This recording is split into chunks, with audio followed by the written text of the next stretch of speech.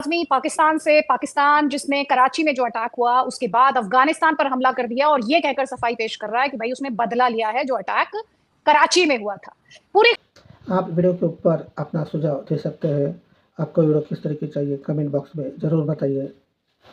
Channel को like share और subscribe कीजिए। जय हिंद। खबर को समझेंगे आरजू काजमी से पाकिस्तानी जर्नलिस्ट। आरजू, बहुत बहुत स्वागत। और मुझे ये भी बताएं और दर्शकों को ये भी बताएं कि क्या कुछ हुआ है पाकिस्तान में बीते 24 घंटों की बात करें तो। देखिए, सबसे पहले तो बहुत शुक्रिया आदित्य कि आपने इनवाइट किया। Thank you so much. हमेशा थैंक यू आपसे फॉर बात करके ज्वाइनिंग। बहुत अच्छा लगता है। बिल्कुल, सेम। एक दिन पहले 2 दिन पहले आपने देखा कि कराची में रेंजर्स हेडक्वार्टर के ऊपर अटैक हुआ और उसमें कई लोगों की जानें गई और उसके बाद कहा यह गया कि जी इसका बदला लिया जाएगा और दूसरे दिन गवर्नमेंट और स्टेट की तरफ से कहा गया कि इसका बदला लेंगे और भारत अपनी प्रॉक्सी वॉर जो है वो अफगानिस्तान के जरिए लड़ रहा है। इस किस्म की बातें भी हुई और उसके बाद कल रात को पाकिस्तान ने एयर स्ट्राइक्स जो है वो अफगानिस्तान के बॉर्डर पे किए हैं, जिससे कहा यह जा रहा है शुरू में जो फिगर्स आई थी तकरीबन 30 या 29 के करीब लोगों की जाने गई हैं। अब बता रहे वो फिगर अब बढ़ती जा रही है। एग्जैक्ट फिगर शायद हम लोग ना दे पाए, लेकिन ये जरूर है कि 50 के आसपास जो लोग हैं उनकी जाने गई हैं। अफगानिस्तान का कहना है कि जी बच्चे और लेडीज थी और आम सिटीजन थी जो कि जिनकी जाने गई हैं और पाकिस्तान का कहना है कि जी हमने तो टेरर कैंप जो है उसके ऊपर अटैक किया। अब एक बार फिर सिचुएशन जो है वो काफी टेंस है, क्योंकि जाहिर है कि एक तरफ तो पाकिस्तान ये कहता रहा कि जी हम तो पीस टॉक करवा रहे हैं, हमने तो अमेरिका ईरान की वॉर रुकवा दी, हम तो उनके साथ बात कर रहे हैं, और दूसरी तरफ अपनी ही कंट्री में जब इस तरह से होगा और ये अटैक्स होंगे तो फिर ऑब्वियसली लोग बात तो करेंगे। अब इस वक्त अफगानिस्तान पे अटैक करने की वजह से इनकी मेरे ख्याल नहीं करना चाहिए था, इसलिए कि आप पूरे इन्वेस्टिगेशन करें, सब करें, उसके बाद जाकर कोई चीज होती है। उससे पहले भी कई बार ऐसा हुआ है कि जब कभी पाकिस्तान पे अटैक हुआ कह दिया कि जी तो सब अफगानिस्तान कर रहा है। अफगानिस्तान कई बार इस बात से इनकार भी कर चुका है।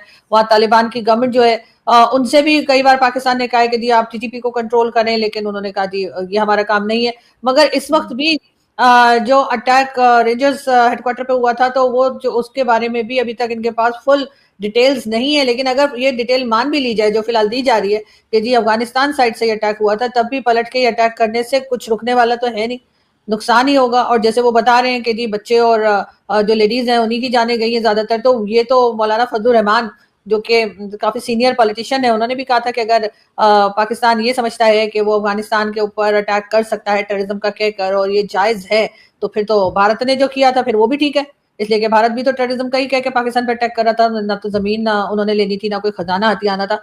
तो इस वक्त मुझे लगता है कि अफगानिस्तान की तरफ से फिर कोई सख्त किस्म का स्टेटमेंट जो है वो आएगा और जाहिर है टेंस है बहुत ज्यादा पाकिस्तान और अफगान बॉर्डर।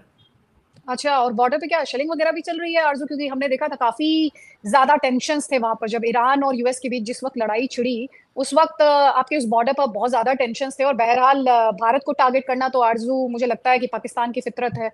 वो हर चीज को यही कहकर एक्सप्लेन करने की कोशिश करते हैं कि ये तो जी भारत करवा रहा है। टेरर ग्रुप्स आपके यहाँ है, टेरर आउटफिट्स आपके यहाँ है, यूएन डेजिग्नेटेड ग्लोबल टेररिस्ट आपके यहाँ है। जब यही तालिबान आए थे तो आप ही के यहाँ तालियां पीटी जा रही थी। मुझे नहीं पता उसके कितने वीडियोज अवेलेबल हैं, बट मुझे याद है आप ही क्या लोग बड़ा सेलिब्रेट कर रहे थे, ताली पीट रहे थे, ओहो अपने हमारे ब्रदर लोग आ गए, ब्रदर लोग आ गए। ये तो ये भी कह रहे थे कि जाके कश्मीर आजाद कराएंगे, ये अब भारत की पिटाई करेंगे, अब भारत को ये कर देंगे, भारत को वो कर देंगे। अब उन्हीं तालिबानी ब्रदर्स से प्रॉब्लम हो रही है इनको। देखिए, उस वक्त इमरान खान की गवर्नमेंट थी जब ये तालिबान की गवर्नमेंट आई थी और बिल्कुल इमरान खान की पार्टी के कुछ लोग आकर टीवी चैनल्स तक पे कह रहे थे कि जी अब तो तालिबान आ गए, अब तो हमें ये कश्मीर लेकर देंगे और अब भारत को ये बताएंगे वो बताएंगे। लेकिन ऑब्वियसली उससे उलट हुआ और जब तालिबान आए तो उसके बाद पाकिस्तान के साथ उनके रिलेशन अच्छे नहीं रहे और साथ ही उन्होंने भारत के साथ अपने रिलेशन बना लिए। अब चाहे वो ट्रेड के लिए हो या किसी बात के लिए भी, पहले बॉर्डर सिर्फ भारत का बंद था, आज हमारा अफगानिस्तान वाला बॉर्डर भी बंद है और वहां पर भी सामान या कुछ भी जा नहीं पा रहा, ट्रेड नहीं हो रही है।